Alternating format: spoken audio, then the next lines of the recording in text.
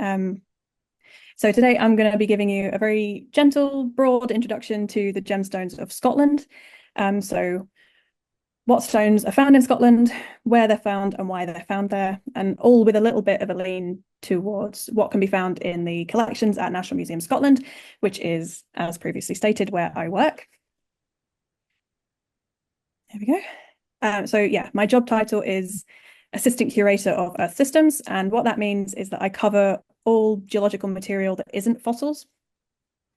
So the Earth Systems collection at National Museum Scotland covers around 70,000 specimens, and at our core, we're predominantly a mineral collection, and only about a third of our material is rocks.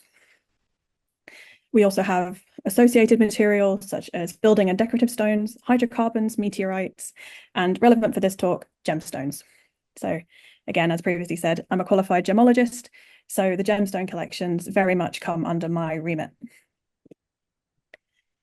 So I'm pretty sure we all know on an instinctual level what a gemstone is. We all have a lot of cultural experience with them. They're pretty minerals, cut and polished and set into jewelry and other decorative objects. And I'm sure if I asked, you could all easily name 4 types of gemstones. But I want you to have a think about how to actually define a gemstone. So what makes a mineral suitable for popular use in jewelry?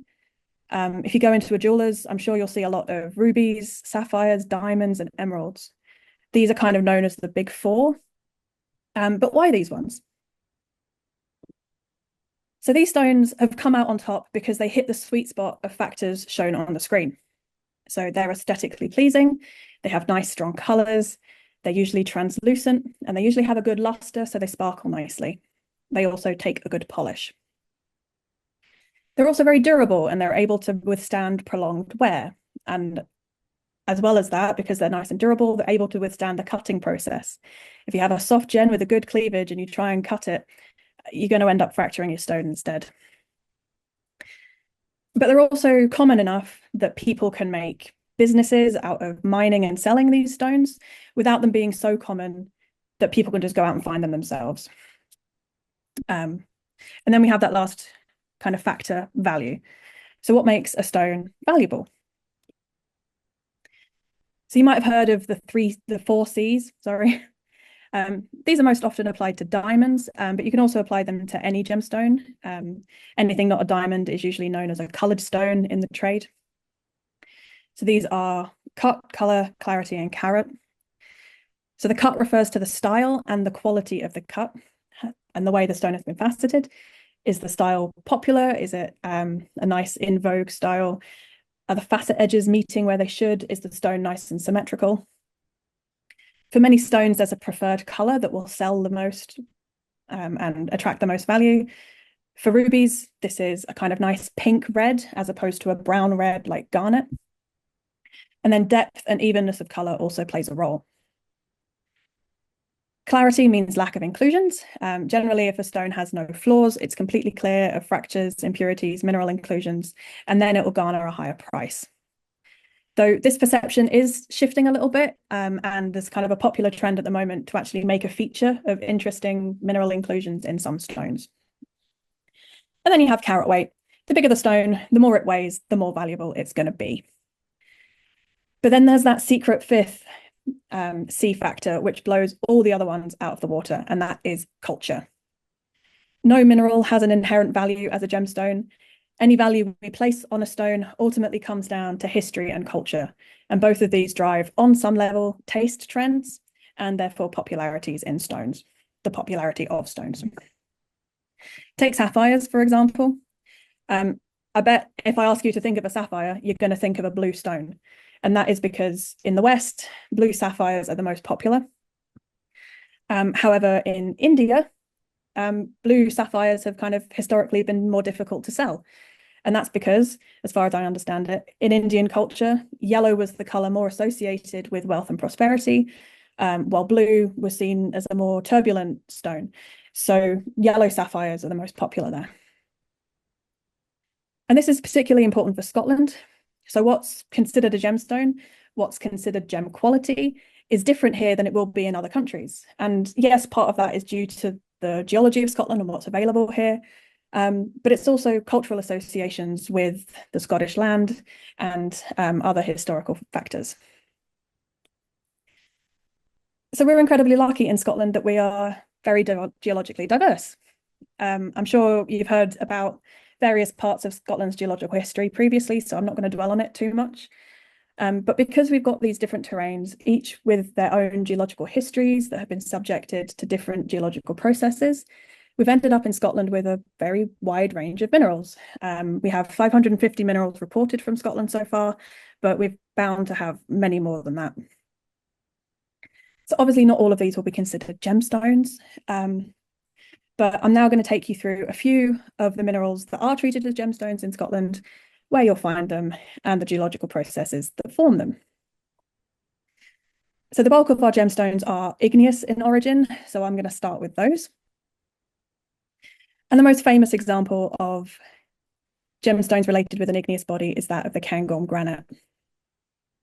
So this granite body is responsible for the rugged landscape of the Cairngorms National Park.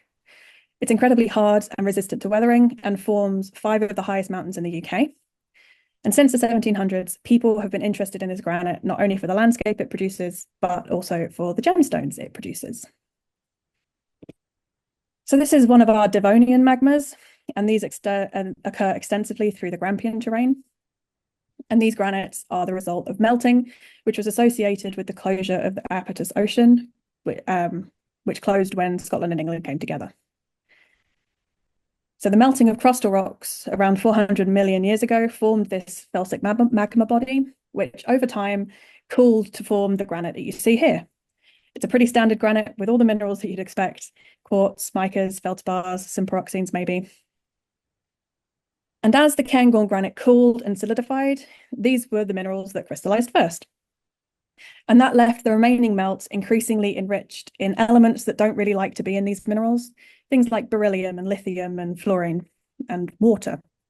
So the increasing concentration of these elements and water acted to lower the solidification temperature of the melt, which allowed it to be liquid for longer. And it also had the effect of reducing crystal nucleation. And this means that fewer crystals were able to grow, and those that did grew larger. And that ended up with a rock called a pegmatite. And as you can see, it looks an awful lot like a granite, and it's broadly the same composition. But if you turn this specimen around, you can see that the crystals are a lot bigger, and you have more interesting minerals forming. And those are forming from all of those incompatible elements that were left over from the granite formation. And pegmatites are great sources of gemstones globally. And while the crystal size here is only a couple of centimeters, so this is a part of the Cairngorm pegmatites, the largest pegmatite gemstone crystal ever formed was an 18-meter long beryl crystal in Madagascar, which is just inconceivably big. So within the Cairngorm granite, the 3 main gemstone minerals that you find are topaz, beryl, and quartz. Of the 3, topaz is the rarest. So these are some of our more crystalline specimens, but really they're very rare to find nice crystals of topaz. Usually you find them as these little water-worn pebbles and crystal fragments in rivers. A lot of the time they don't really look like much, but when they break open or they're polished, so the one on the left is a broken fragment, and then the one on the bottom right is a polished fragment. You can see that they're wonderfully crystal clear and they're a lovely pale blue. Most topaz is actually colorless, and it's defects or trace elements within the crystal structure that causes any color. So the blue here has been caused by crystal defects, and that is possibly due to irradiation from the surrounding granite. So facetors and jewelers want to get the most money they can out of their stones. So oftentimes they will improve the color in certain ways. So for topaz, you can intensify the blue color by increasing radiation or maybe heat treating it. This can give a colorless stone some color, or bring a stone more in line with the color that is expected in the trade. So topaz has certain kind of known colors: London blue, Swiss blue. And in Scotland, we're very lucky to have these wonderful sky blue topazes. Unfortunately, because of the rarity of these crystals, we don't actually have any faceted topaz in the collection at NMS. The next most common stone found in the region is beryl. You might recognize the word beryl as it's the mineralogical name for the gemstone emerald, one of the big four. We don't find emeralds in the Cairngorms. We do have kind of green topaz, but they're not an intense enough green to be classified as emerald. Instead, we have aquamarine. They tend to be this kind of sea blue instead, though some of them are green, as you can see on the screen there. So rough beryl.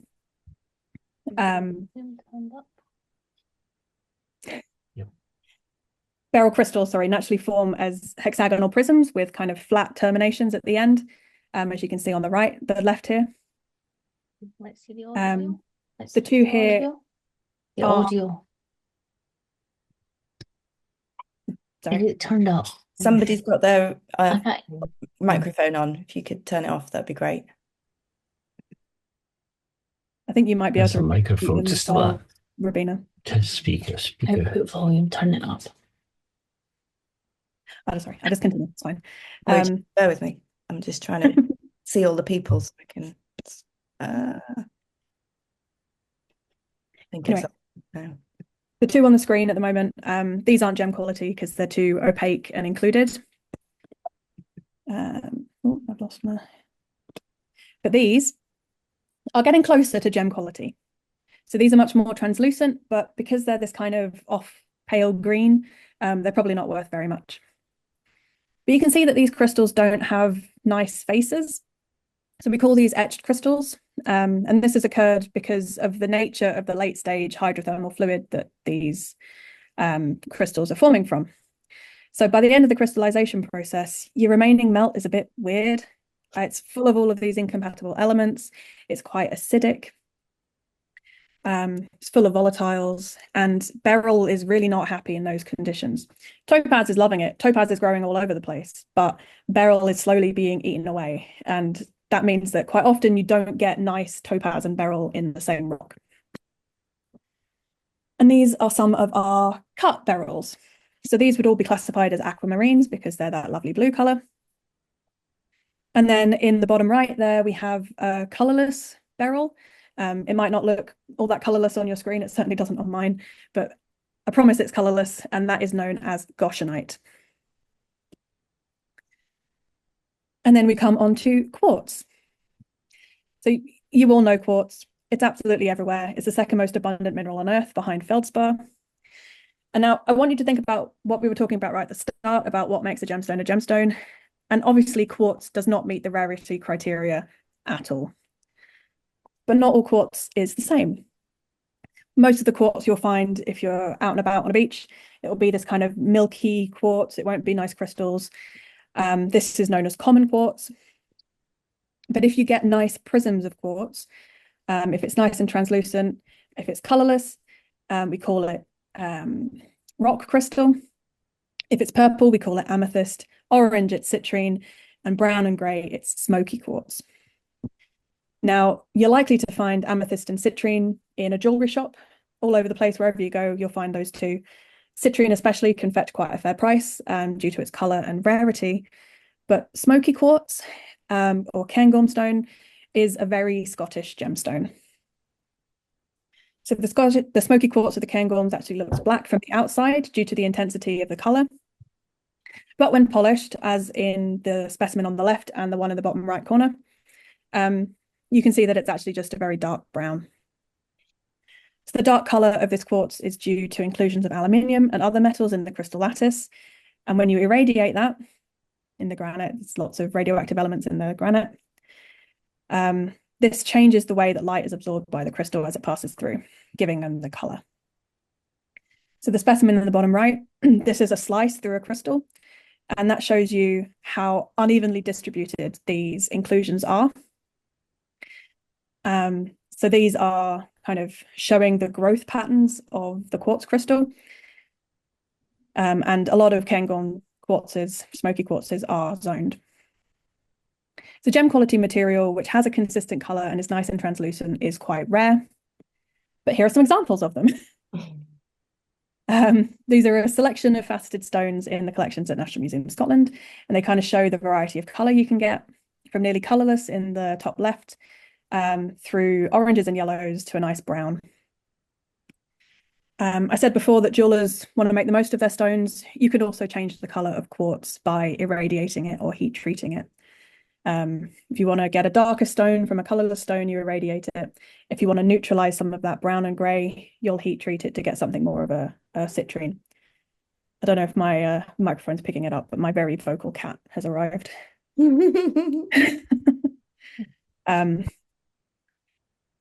Yeah, so Cairngorm stones have been said by some to be the national gemstone of Scotland, and that's likely due to the tradition of including these stones in jewellery associated with Highland dress, like these two. So the earliest reference to these stones being referred to as Cairngorms is in 1780 in a surviving letter between some landowners. Since then, they've been used in all sorts of material, all sorts of objects, charms, seals, buttons, brooches, adorning little fancy boxes, or through to big show-stopping pieces like ram's head snuff mills, which are something that exists. And obviously in objects associated with Highland dresses, with Highland dress, like this skene dhu and brooch. So during the 1800s, there was a bit of a boom in the demand for this kind of jewellery, and that was driven by implementation of railways, romanticism of the Highlands, and also because Queen Victoria had a bit of a thing for Scottish jewellery. And this meant that hunting for Cairngorm quartz was quite profitable, and people turned to the hills to search for them. And that means there's not an awful lot of them left.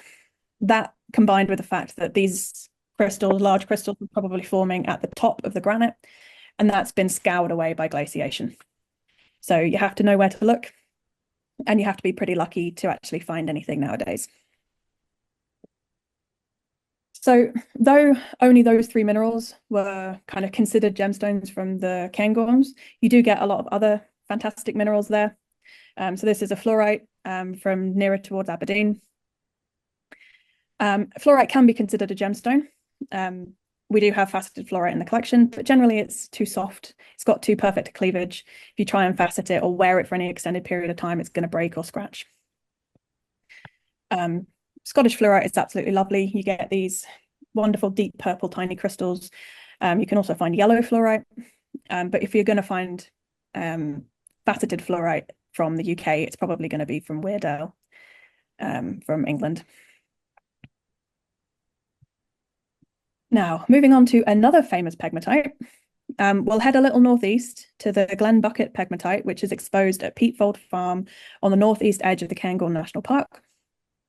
And here we find gem quality tourmaline.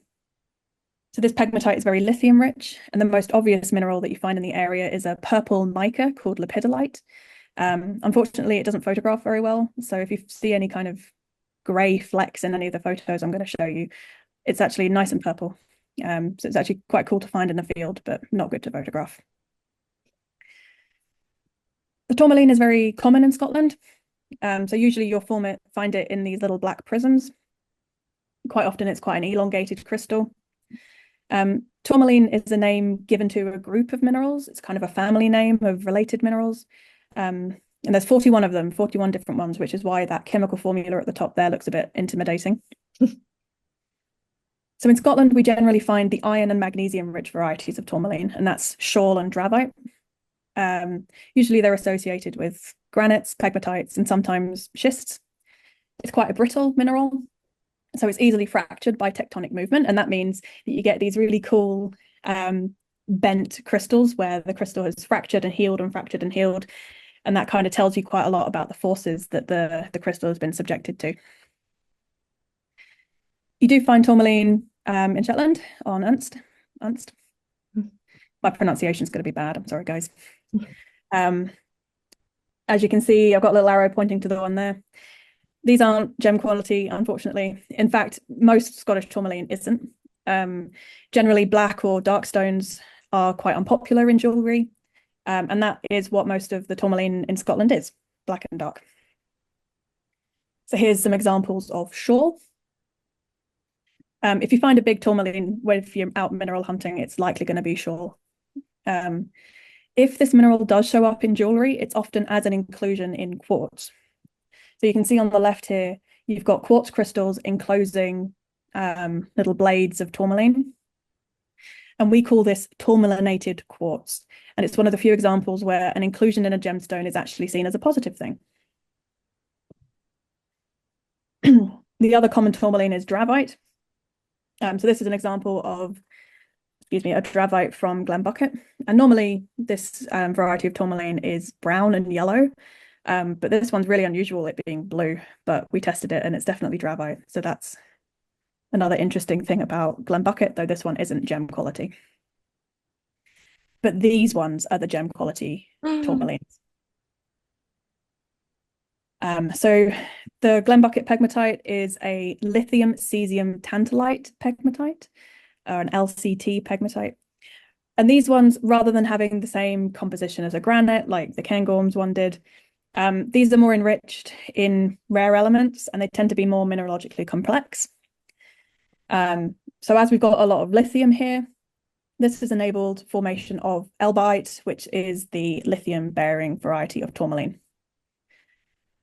Also forms minerals such as lepidolite and spodumene, which is another gem material. So often that's sold as kunzite. But unfortunately, again, the ones that we found so far in Scotland haven't been gem quality. But yeah, we do get gem quality elbaite. So these crystals are a very delicate pink and blue. Some of them are party coloured. So you can see in the middle on the right, you've kind of got that two-toned crystal there. And sometimes they're also zoned. So I don't think I have a good example of this, but oftentimes you either get like a pink core with blue around the outside or a blue core with pink around the outside. So pink is the rarer of the two colours and it derives from manganese that gets caught up in the crystal as it grows, and then the irradiation from the surrounding granites. Yeah, sadly, these stones are too small to facet into jewellery. So the biggest one here is about a centimetre, not even. Most of them are a couple of millimetres long. But they are beautifully clear and they do have potential for other forms of jewellery. So maybe like whole crystal jewellery rather than faceting them into a gemstone. So staying with our igneous theme, but jumping rock type now, we're going to move to the Isle of Lewis, where we find sapphires. So these are sourced from igneous rock, namely a 1 metre wide xenolithic monchicite. I struggle with that word. Monchicite dike that cuts through the land. So this dike has a subcrustal origin, so it's sourcing material from the mantle. And radiometric dating has given it a very young age. It's only about 45 million years old. So it's said that the sapphire-bearing rock here was uncovered by chance. So a local farmer was cutting a track through some peat and unearthed this dike. And then our specimens were collected from this big vertical exposure, which was found when they kind of traced the dike to another exposure.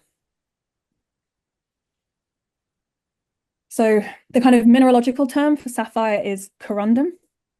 So that's the kind of mineral name. Sapphire is a colloquial name, a variety name, and it's actually the same mineral as ruby. So ruby and sapphire are both corundum.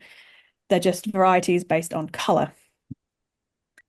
So any corundum that's red is referred to as a ruby, and any other color of corundum is a sapphire. Sometimes these are known as fancy sapphires if they're not blue.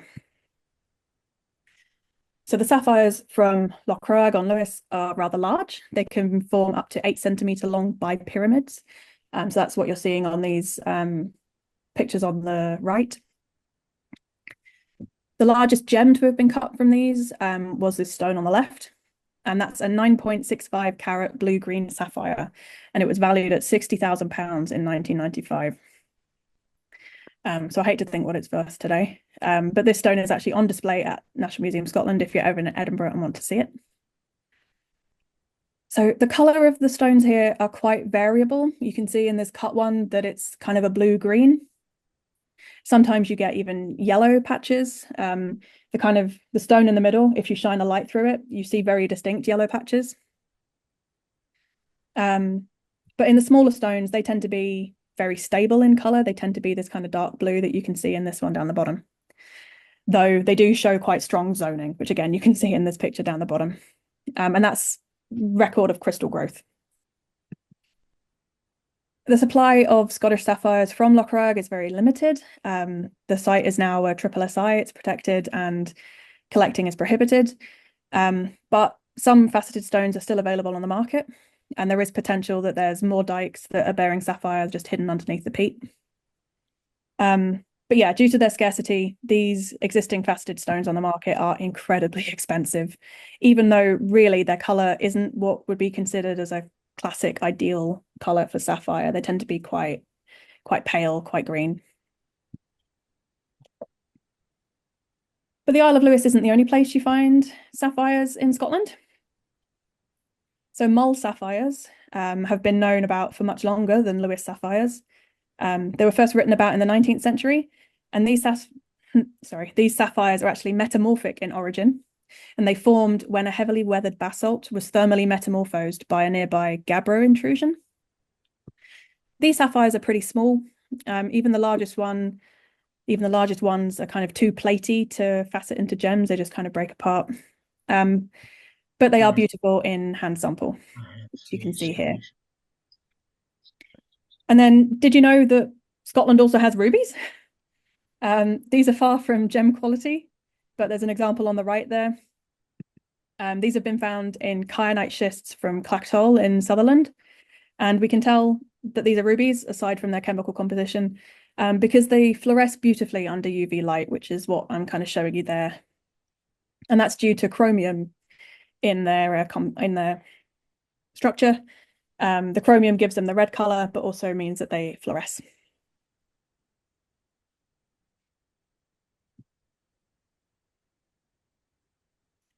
And our final igneous gemstone is, maybe confusingly, found most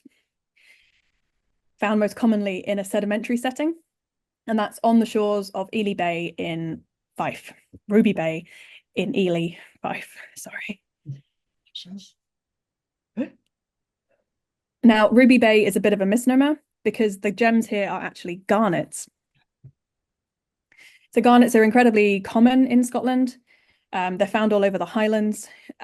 This map here shows you a kind of distribution of garnet facies metamorphic rocks in Scotland in the kind of pinky color, and you can see that most of Scotland is pink. So garnets are very widespread, often found in metamorphic schists, which is this rock in the middle there. And they're fairly fascinating scientifically because they record a lot about the conditions during formation. You can see on the right here, this is a thin section image through a couple of garnets, and you can see they're kind of swirled. And this is because as they grow, the kind of metamorphic shear forces caused them to rotate. And that rotation is recorded in their inclusions. So yeah, really cool for science. But unfortunately, these metamorphic garnets are pretty naff for making gemstones precisely for that reason, because they're full of stuff, they're full of fractures, they're very opaque. Instead, we need to look at igneous garnets like those found in Ely. So garnet is another one of those generic terms for actually a family of minerals. This time we're looking at solid solutions, so kind of variations in chemistry between 6 different end members. And the ones we find at Ely are pyropes. And this is the kind of magnesium and aluminium rich end member. And it's generally this kind of reddish pinky color. So the pyropes at Ely are up to 4 centimeters large. And due to their igneous origin, they tend to be much less included and turbid compared to their metamorphic counterparts. Now, that's not to say that none of these have inclusions in them. They do. It's just that it's comparatively easy to find gem quality pyropes at Ely than it is anywhere else. So you find them in situ in the rock, but also weathered out onto the beach. And because of their density, they tend to kind of self-sort into lenses in the sand. So these garnets and other associated minerals like these zircons in the bottom right, which have been faceted into gemstones, but not very interesting gemstones. These are mantle in origin. So they've been ripped up from about 60 kilometers depth by a volcano around 330 million years ago. And they're now exposed in tuff and agglomerate on the foreshore and weathered out onto the beach. So today this site is included in the Firth of Forth Triple SI, but people do still collect garnets from the beach today. And then onto another species of garnet, which is maybe a bit more relevant to Shetland, is uvarovite. So this is a striking green garnet, and it's actually the rarest species of garnet and the only species that is consistently green. So because of its rarity, uvarovite can command quite a high price, but finding crystals of a big enough size to facet is very difficult, which obviously increases the price as well. Often instead, it's kind of fashioned into like large pendants as like crusts of crystals rather than single crystals. So these uvarovites are from Unst, and they're associated with the chromite deposit at Hagdale. And it's that chromite that's being sucked up into the garnets to give it this nice green color. The chromium from the chromite. So moving on to metamorphic gemstones from Scotland. I've mentioned that some of our sapphires are metamorphic, like those from Mull. But now I'd like to talk about another blue metamorphic mineral, kyanite. So generally, the kyanite from Scotland is not gem quality if your aim is to facet a crystal. To be honest, most kyanite isn't. It tends to be quite opaque, it tends to be quite brittle. But an increasingly popular way to create jewelry is to use whole crystals or crystal clusters and kind of make them into pendants.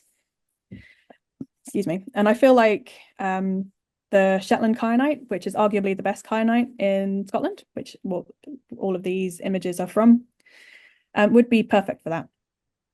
So I wouldn't be surprised if, with a bit of stabilization, some of these came onto market soon. For those who are unfamiliar with kyanite, it's a metamorphic mineral, and it's formed from kind of mudstone pilitic rocks, sedimentary rocks, which are rich in aluminium. And kyanite actually forms a trio of minerals that all have the same chemical composition, but they form a different polymorph, have different crystal structures depending on the pressure temperature regime. So therefore, they're incredibly useful for determining the kind of geological history of certain metamorphic rocks. And to continue a theme, any metamorphic petrologists in the audience might recognize prehnite. So this is another metamorphic indicator mineral, but this time it's kind of used to quantify the degree of metamorphism in mafic igneous rocks rather than muddy sedimentary rocks. However, this mineral can also form hydrothermally. So hydrothermal minerals form from hot fluids circulating within the ground. So you can think of a hydrothermal fluid similar to how like trying to dissolve sugar into cold water versus dissolving sugar into tea. So hot water is really good at dissolving all sorts of things. It'll alter a rock, strip a load of elements out, transport them, and then recrystallize them as new minerals somewhere else. And that recrystallization often happens when there's a change in environment, especially changes in pressure. So like if that water hits a void or a cavity in the rock, it'll start precipitating new minerals.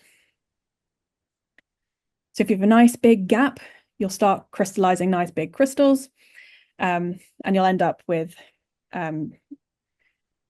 crystals similar to these prehnites here. So this kind of prehnite is pretty common in Scotland.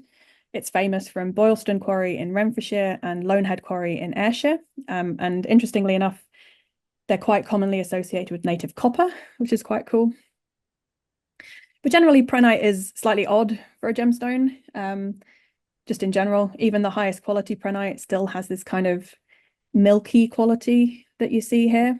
And this is due to the kind of almost fibrous nature of the crystals. They tend to be quite platy and they stack up against each other.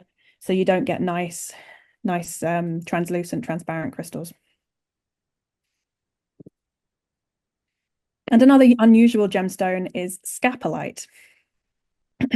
So this is another kind of common name for a series between two M members, meionite and mariolite.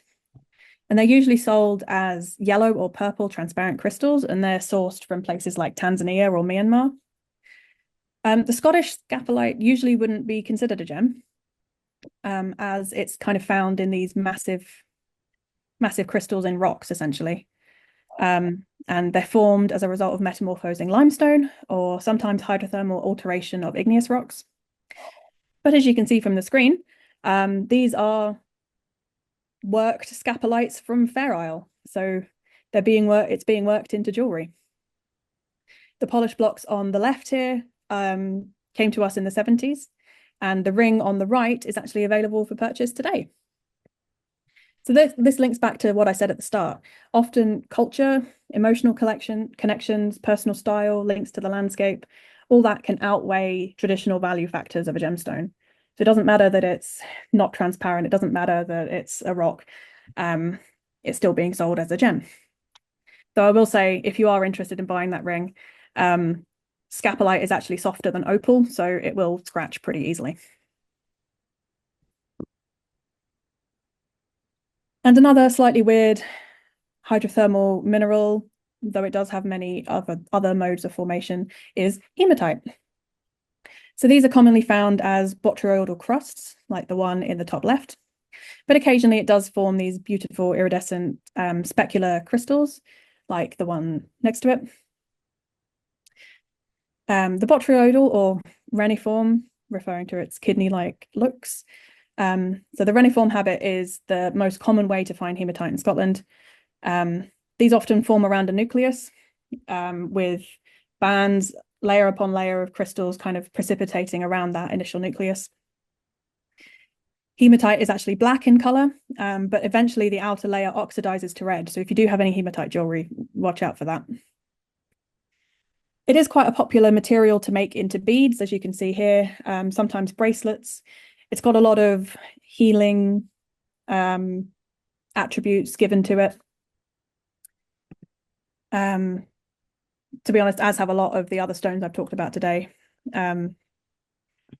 Interestingly, this hematite, which has been interbanded with goethite on the right-hand side, so goethite is a different iron oxide. This has recently been sold by jewelers as Scottish tiger's eye due to its kind of similar appearance to tiger's eye. But this deposit from the Garleton Hills in East Lothian is basically exhausted, so it's unlikely that more of this will come to market.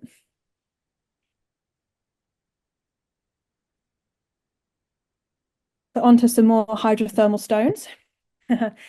Agates are probably one of the most recognizable Scottish decorative stones. So these are lovely nodules with usually concentrically banded zones of different colors. People have been fascinated with these stones since the 1700s, similar to Cairngorm stones. So agates most commonly form in little frozen vesicles, gas bubbles in igneous rocks, but really any void in a rock will do. Hydrothermal fluids collecting silica, groundwater collecting silica, then precipitates a silica gel within these gas bubbles or voids, and then in combination with other minerals, which provide the color, you eventually mature into an agate. Now, agate formation is a bit of a tricky one. Nobody really knows precisely how it happens, and it's a bit too much to get into here. So if you are interested in hearing more about how agates formed, I did give a talk to the Scottish Geology Trust on agates and agate formation, and that's recorded on their YouTube channel if you want to give it a look. But generally, agates are incredibly varied, and that is part of their charm. No two will ever be the same. Even if you have two halves of the same nodule, they'll still be different. For example, all of these on the screen now were collected from the same place, the Blue Hole near Montrose in Angus. And you can see just how varied they are, even from this one locality. So you do find agates on mainland Shetland. It's in andesitic igneous rocks around Eshenes, sorry. But sadly, I don't have any examples to show you. So as with agates, jasper is another kind of microcrystalline silica. So it's very, very similar. It forms in fairly similar ways. as a result of hydrothermal fluid processes. The overlap between agate and jasper is quite significant. There's agates, jaspers, jasp agates. As a rule of thumb, agates tend to be translucent, jaspers tend to be opaque, but it's a very fuzzy boundary. But my favorite place to collect jasper is on the east coast at Auchmithi. So here the cliffs are made of Devonian age conglomerates. So these formed from a Mississippi type river that sourced rocks from all over a supercontinent that existed at the time. And this means that the rocks that are in the cliffs that end up on the beach are incredibly varied. And a lot of them are these lovely hematized jaspers, yellow jaspers, epidote-rich kind of green rocks. And then another popular place for jasper hunters are the Campsie Fells near Stirling, and this produces very vibrant jaspers, very, very intense yellows and oranges and very intense reds. And that's what these little froggies are made from. Another famous Scottish jasper variety is bloodstone. So bloodstone is sometimes referred to as heliotrope. And it is a green jasper flecked with red spots of hematite. So the top left is kind of your traditional bloodstone, but the two other examples shown here are also bloodstone technically, but they're more commonly referred to as heliotrope because they don't have the kind of intense red spots. But bloodstone is named that way because it looks like it has been sprayed with blood, and associated with that is a lot of kind of cultural, religious values that have been put on this stone. So in Scotland, these rocks are associated with the Isle of Rum, as that's where they're most predominantly found, but you also do get bloodstones from India as well. So looking back towards Shetland, one of the most prominent decorative stones from Shetland is serpentinite. So these are found as part of the ophiolite, which is one of the most complete and accessible examples of ophiolite in the world. So I'm sure you're all very aware of this, but originally these rocks would have been ancient seafloor, which during a continental collision at the end of the closure of the Iapetus were hydrothermally altered and thrust up onto the continental crust.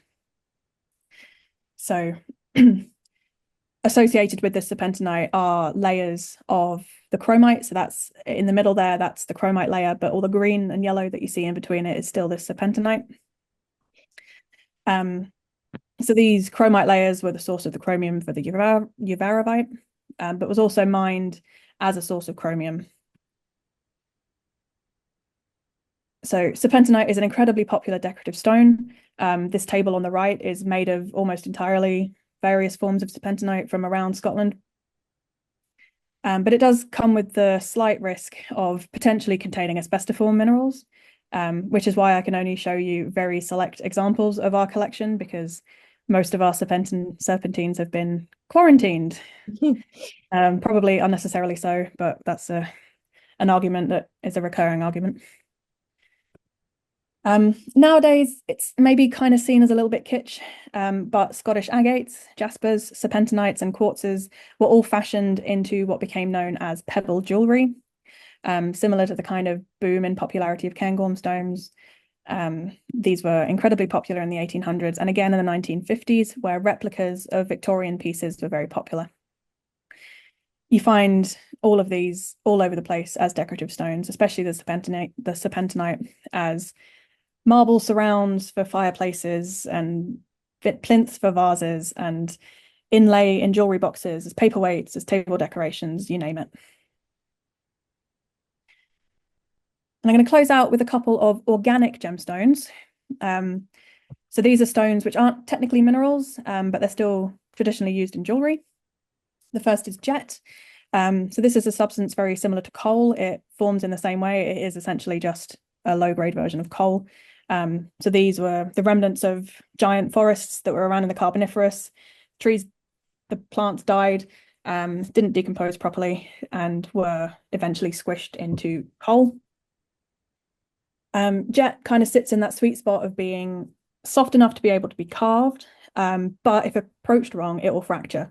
So that means that it takes quite a skilled lapidarist to achieve very fine detail in jet jewelry. So we have found quite a lot of jet in Scottish archaeological sites. These are some examples of beads, a pendant, and a bracelet that have been found in Scotland. And the source of these jet items is a little bit debated. It could be evidence of trade with Whitby, where this material is incredibly popular. But we do have jet reported from Scotland, and we do have specimens in the collection labelled as Scottish jet. But also what we certainly have in Scotland is torbanite, which is a very similar material, though rather than being wood, this is actually an oil shale. So it's a very fine shale cemented together with the hydrocarbon, which again makes it perfect for carving. And this goblet is actually a torbanite goblet carved by a miner who was mining this rock. So I wouldn't be surprised if a lot of the jet found in Scotland was actually material like torbanite. And then our final gemstone is pearls. So Scottish pearls, start off, pearls are formed from mollusks. You get freshwater pearls and saltwater pearls. You might think of oysters when you think of pearls. They tend to be saltwater. In freshwater, you get mussel pearls, and these are the ones we have in Scotland.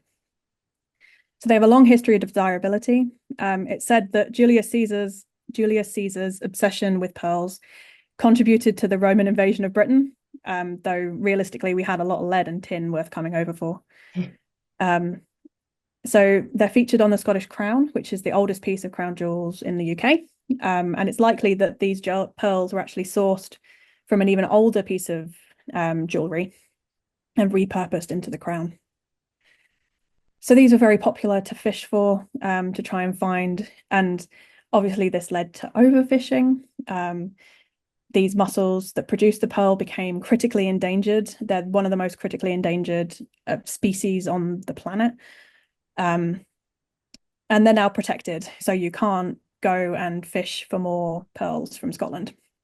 And that limits the circulation of Scottish pearls, obviously, and drives their price up. Licenses are granted to certain jewellers to own and set existing Scottish pearls that were collected before 1998, which is when the legislation was brought in. And while fishing is less of a threat to the Scottish pearl mussel pearls, Scottish pearl mussels, these mollusks are still under threat from climate change, which is incredibly sad because these do a lot of work to keep our rivers clean. They're filter feeders and they're fantastic at stripping out pollutants and things from the waterways. And then we have base metals. What are gemstones without the metals to set them in? So both gold and silver can be found in Scotland, and jewellery set in Scottish metals tend to command a higher price due to the perceived source value and also the rarity. So our gold is related to mountain building, and that's similar to a lot of the gems I've spoken about today. Hydrothermal processes during these mountain building events serve to concentrate the gold. So the gold is everywhere really, but you're not going to mine it unless it's been brought together in the same place and it's economic to kind of extract it. So we ended up with gold-bearing quartz veins. And in these veins, you have pyrite and other sulfides, and then the gold is kind of dispersed throughout the pyrite. So you still need to do a lot of processing to kind of extract the gold if you're mining it from the hills, which is what they were doing at Canonish. But if you don't want to do all that hard work, luckily, the mountains and erosional processes has already done a lot of that concentrating for you. So erosional processes break down the gold-bearing rock, liberating the gold into rivers and waterways, which then, due to its density, it accumulates and forms gold-bearing gravels, which you can then pan out or snipe to see if you can find a nice nugget. So panning for gold is a popular pastime, though there are only a few places where it's legal to pan for gold and take it away with you. Scotland also has a source of silver, the most famous being Alva Glen near Stirling.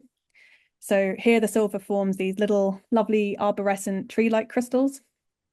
It was discovered in 1715 and it was used to fund the Jacobite Rebellion. You can still find silver at Alva Glen, but it takes a lot of perseverance. And to close out, I just want to return to the concept that I spoke about at the start. What is a gemstone?